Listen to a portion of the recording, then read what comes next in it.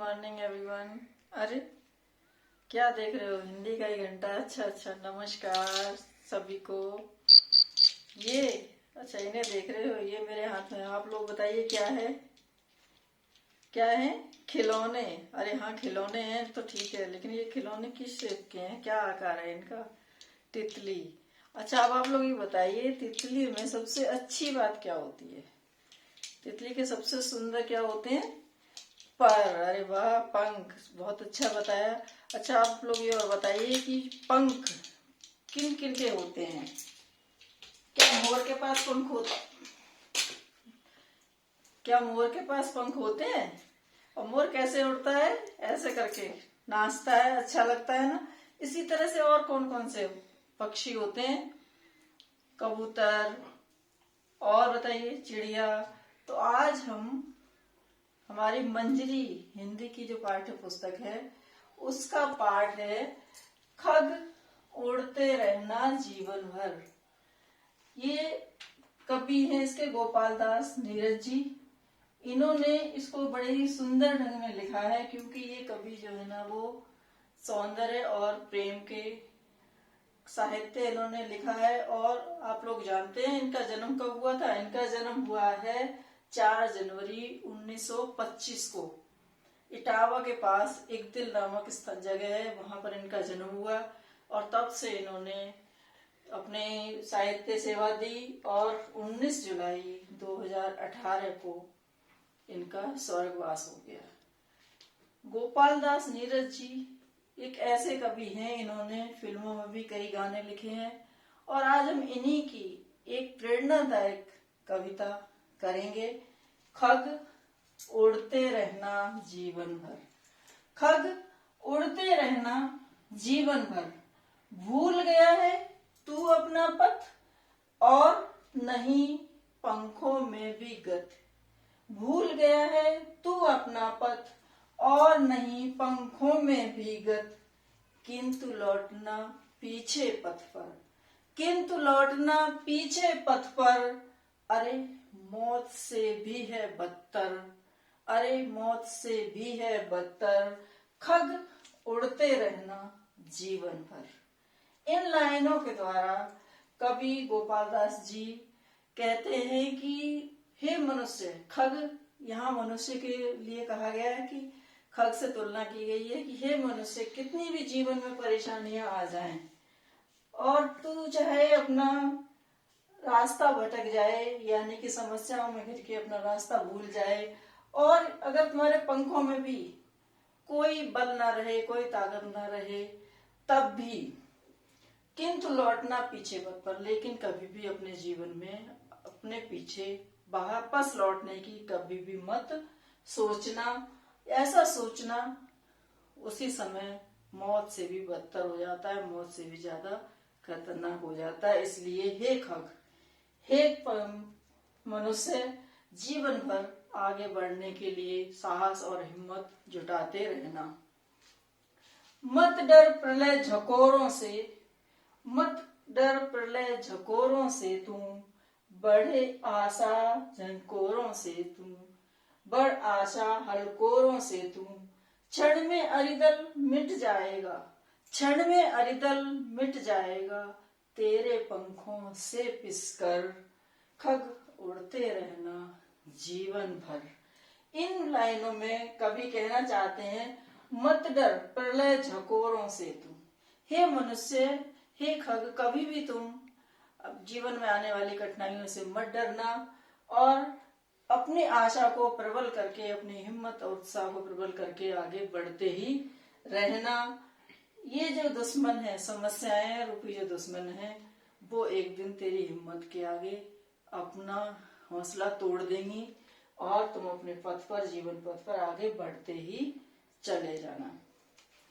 यदि तू लौट पड़ेगा थक कर, अंधड़ काल बवंडर से डर। यदि तू लौट पड़ेगा थक कर, अंधड़ काल बवंडर से डर। प्यार तुझे करने वाले ही, प्यार तुझे करने वाले ही, देखेंगे तुझको हंस हंस कर, देखेंगे तुझको हंस हंस कर। खग उड़ते रहना जीवन भर।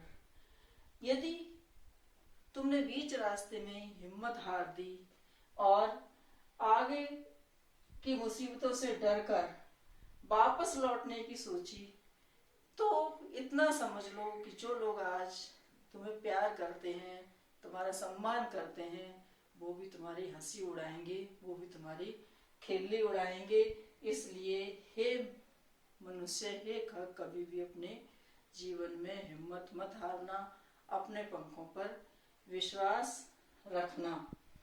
और मिट गया चलते चलते, मंजिल पथ तय करते करते।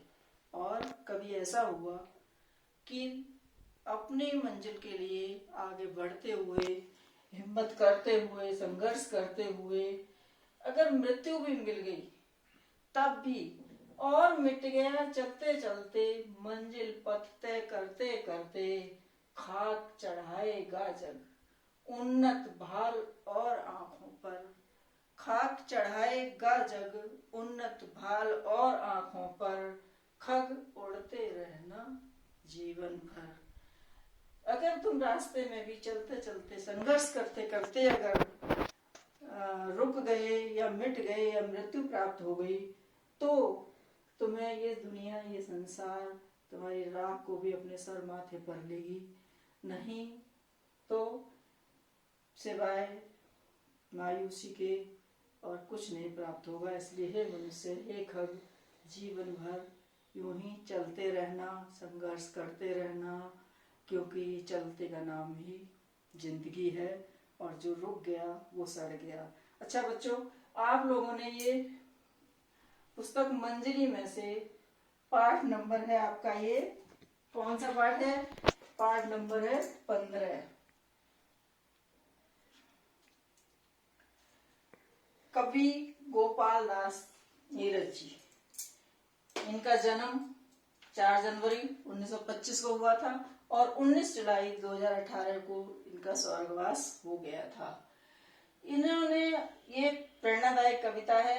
इससे आपको क्या समझ में आया कि जैसे कि पंखों में आकाश समेटे चले हमारा काफिला, मन में एक विश्वास संजोए बढ़े हमारा काफिला।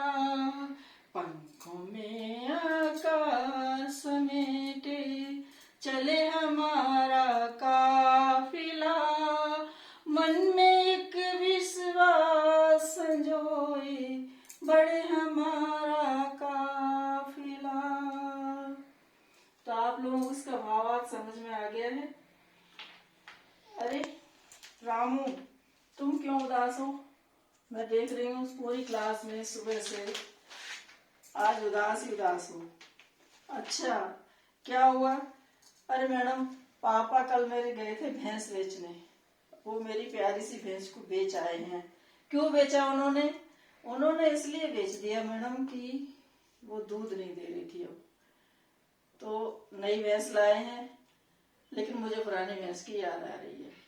तो अच्छा रामू, आप बताइए कि कवि गोपाल दास जी द्वारा रचित जो ये कविता है, उसमें भी यही समझाया गया है, जैसे आपकी भैंस ने दूध देना बंद कर दिया तो आपके पापा ने बेच दिया, इसी तरह अगर आप अपने जीवन पथ पर चलने से, संघर्ष करने से हार जाते हैं तो आपका कोई भी सम्मान नहीं करेगा।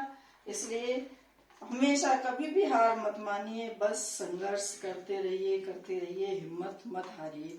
अच्छा, अब आप इसमें कुछ शब्द जो आए हैं उन्हें देखो और एक एक करके इसमें से पर्ची उठाते जाओ और इनसे मिलान करते जाइए। जैसे कि पहली पर्ची उठी है, ये क्या है? विनाश।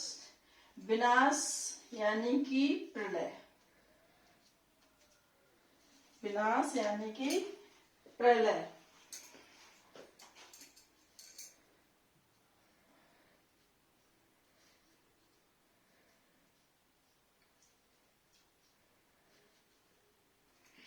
आपकी दूसरी पर्ची सीमा आप उठाओ, इसमें क्या है? मस्तक। मस्तक कहाँ आएगा? मस्तक भाल को कहते हैं मस्तक या माथा।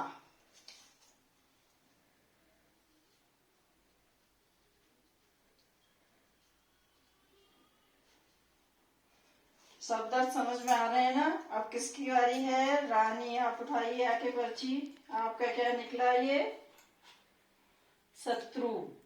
शत्रु अरि को कहते हैं। अरि माने शत्रु।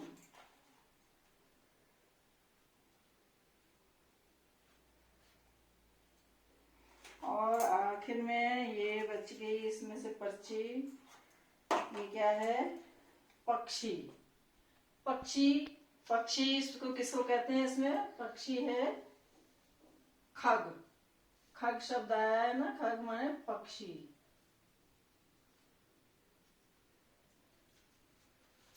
अब सभी को शब्द अर्थ याद हो गए। खग, खग माने पक्षी। प्रलय, प्रलय होता विनाश। और भाल, भाल कहते हैं माथे को या फिर मस्तक को। अरि, अरि होता है शत्रु।